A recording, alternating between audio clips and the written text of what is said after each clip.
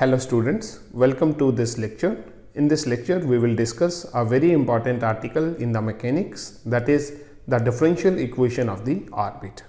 इससे पहले वाले लेक्चर में बच्चों हमने दो इक्वेशंस बनाई थी, equations of motion of reduced mass in terms of r and theta coordinate. तो वो दो इक्वेशंस को यूज करके आज हम एक और इक्वेशन बनाएंगे which is called as the differential equation of the orbit. तो इस डिफरेंशियल इक्वेशन को यूज करेंगे हम नेक्स्ट आर्टिकल्स में, जिसमें हम standard equation of the orbit बनाएंगे, जो बहुत इंपॉर्टेंट आर्टिकल है। तो हमारे पास फर्स्ट इक्वेशन थी mu r double dot minus mu r theta dot square which is equal to f r. ये हमारी फर्स्ट इक्वेशन थी in terms of r. Second equation थी mu r square theta dot which is equal to l which is a constant. तो ये हमारे पास दो equations हैं for the equation of motion of the reduced mass mu in terms of r as well as for the theta coordinate.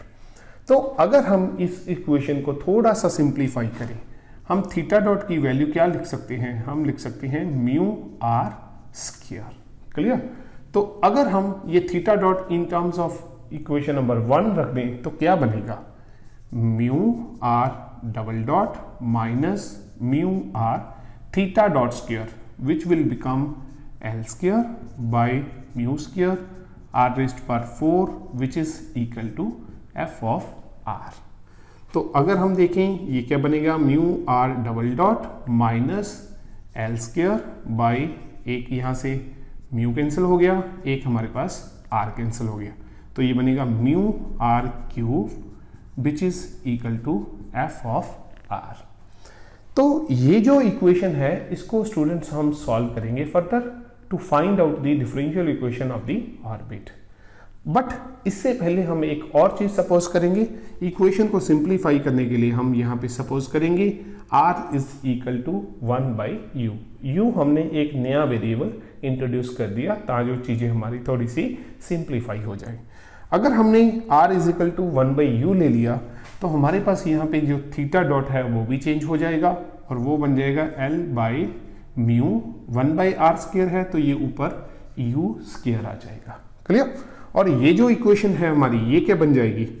This will become mu r double dot minus l square by mu r cube नीचे है तो 1 by you रखने से u cube ऊपर आ जाएगा, is equal to f of 1 by u. Clear? तो f of r becomes f of 1 by u. But यहां पे अभी हमने r डबल डॉट को इन टर्म्स ऑफ u नहीं रखा, तो हम इसको इक्वेशन नंबर 1 ले लेते हैं and we will solve the value for r double dot in terms of u। Clear? हमने यहां पे लिया है r is equal to 1 by u. अगर हम इसको डिफरेंशिएट करते हैं, differentiate with respect to time t, actually हमें r double dot find out करना है, तो पहले हम r डॉट फाइंड आउट करेंगे, then we will find out r double dot.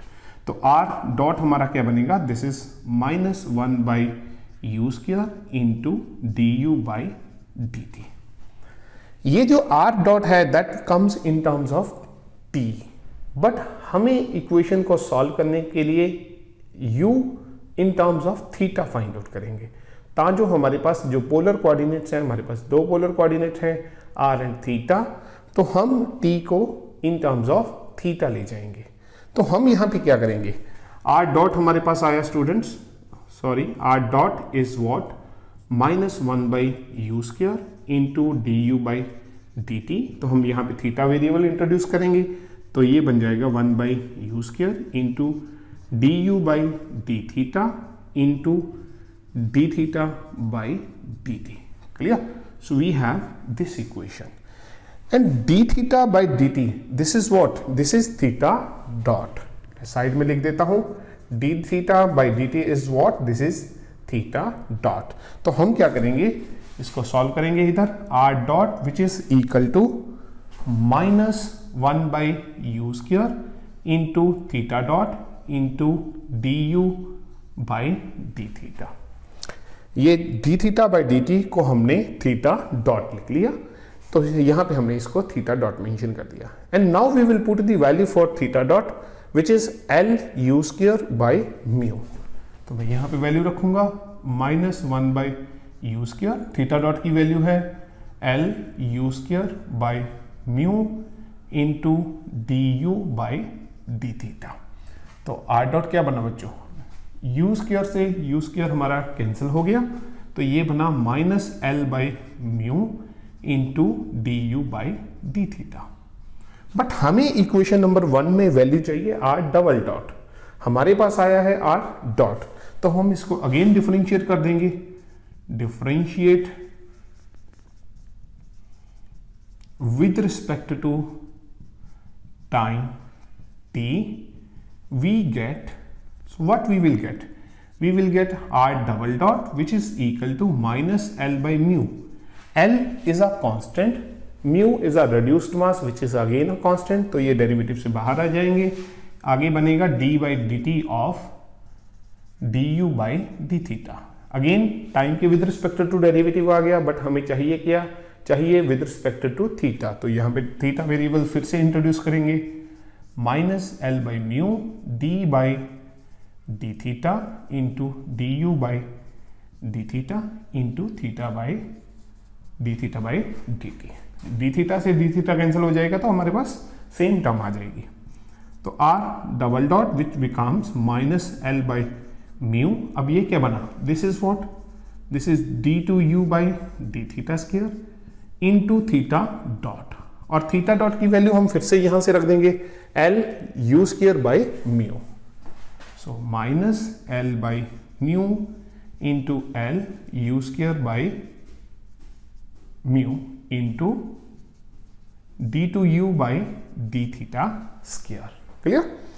तो अगर मैं इसको सॉल्व करूं, r डबल डॉट हमारा फाइनली क्या आया, -l square u square by mu square into d2u by d theta square, तो हमारा r डबल डॉट आ गया। अब r डबल डॉट की वैल्यू हम रखेंगे in equation number 1। Now put the value of